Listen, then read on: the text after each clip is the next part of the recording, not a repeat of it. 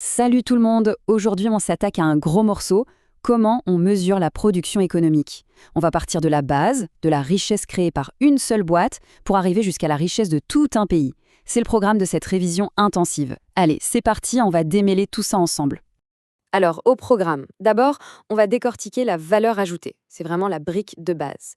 Ensuite, on verra comment on passe de ça au fameux PIB. Puis, on analysera pourquoi ce chiffre a ses limites, ce qui nous amènera à la grande différence entre croissance et développement. Et pour finir, un petit match PIB contre IDH. Ça va être super intéressant. Première étape donc, on va parler de la valeur ajoutée. Il faut vraiment voir ça comme la brique fondamentale, le Lego élémentaire de toute la richesse économique. Alors, la valeur ajoutée, qu'est-ce que c'est, concrètement?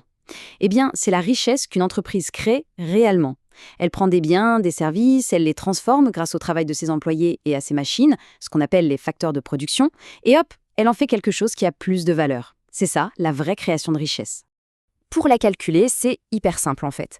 On prend la valeur de ce qui a été produit, le chiffre d'affaires en gros, et on enlève tout ce qui a été utilisé et, disons, détruit pour y arriver. C'est ce qu'on appelle les consommations intermédiaires.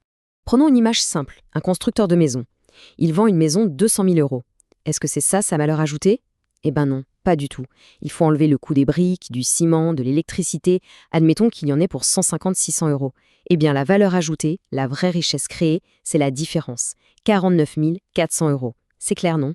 Et si on regarde comment ça se répartit en France, eh bien le graphique parle de lui-même. Plus de la moitié de la valeur ajoutée vient des services. C'est la preuve flagrante de ce qu'on appelle la tertiarisation de l'économie. L'industrie et l'agriculture sont bien là, mais ce sont les services qui dominent, et de loin. Ok, donc on sait calculer la richesse créée par une entreprise. Maintenant, la question c'est comment on fait pour l'ensemble d'un pays? C'est là qu'intervient le fameux, l'incontournable, produit intérieur brut, le PIB. Alors, la définition de base du PIB, elle est assez directe. C'est la somme de toutes les valeurs ajoutées créées dans un pays sur une année. C'est le thermomètre, si on veut, de la production de richesse sur un territoire donné. Mais attention, est-ce que c'est juste une grosse addition de toutes les valeurs ajoutées? C'est un tout petit peu plus subtil que ça, on regarde. En fait, il y a deux ajustements à faire. Pour avoir le PIB au prix du marché, celui qu'on paye vraiment, il faut d'abord ajouter les impôts sur les produits, la TVA par exemple, tout le monde la connaît. Et ensuite, il faut enlever les subventions que l'État donne à certaines entreprises pour les aider. Logique.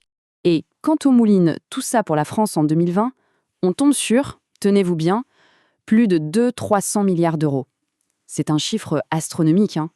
Ça, c'est la valeur de tout ce qui a été produit dans le pays en un an. Ah, et un point super important, il faut bien faire la différence entre le PIB nominal et le PIB réel. Le nominal, il peut augmenter juste parce que les prix montent, c'est l'inflation. Ça ne veut pas dire qu'on a produit plus. Le PIB réel, lui, il gomme cet effet de l'inflation. Il mesure vraiment l'augmentation des quantités produites. C'est celui-là qu'on regarde pour parler de croissance économique. Bon, le PIB, c'est un chiffre clé, on est d'accord. Mais il est loin d'être parfait. Il a de sacrés angles morts. Il y a plein de choses qu'il ne voit pas du tout.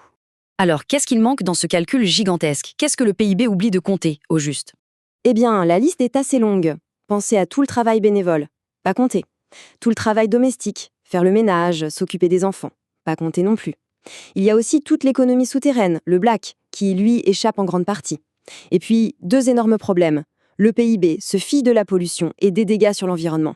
Et il ne dit absolument rien sur la façon dont la richesse est répartie. Juste pour donner une idée de l'ampleur du truc, rien que le travail domestique, en 2010 en France, ça représentait 60 milliards d'heures de travail non payées. 60 milliards? C'est une création de valeur absolument colossale, mais qui reste totalement invisible dans les comptes du PIB. Du coup, avec toutes ces limites, on en arrive à une question essentielle. Est-ce que la croissance, donc un PIB qui augmente, ça veut dire qu'on vit mieux? Pas forcément. Et c'est là toute la différence entre la croissance et le développement. Pour faire simple, la croissance, c'est quantitatif. Le gâteau grossit. Le chiffre du PIB augmente. Point. Le développement, c'est qualitatif. Est-ce que les gens sont en meilleure santé? Est-ce qu'ils sont mieux éduqués? Est-ce que leur qualité de vie s'améliore? C'est ça, le développement. Et pour essayer de mesurer ça, on a créé un autre indicateur, l'IDH, l'indice de développement humain. Lui, il ne regarde pas que l'argent. Il combine 3 choses. 1. La santé, via l'espérance de vie. 2. Le savoir, avec le niveau d'éducation.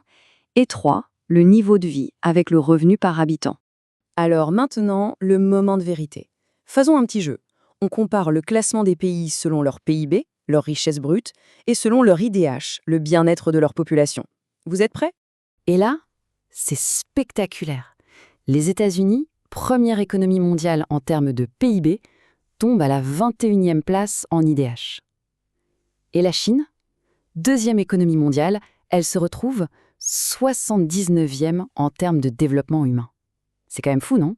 La conclusion, elle est donc limpide. Avoir un PIB énorme, être un géant économique, ça ne garantit absolument pas une belle qualité de vie pour tout le monde. La richesse économique et le bien-être humain, ce sont deux choses bien différentes. Ce qui nous laisse avec une question vertigineuse et qui dépasse de loin l'économie. Au final, comment est-ce qu'on devrait vraiment mesurer la réussite d'un pays?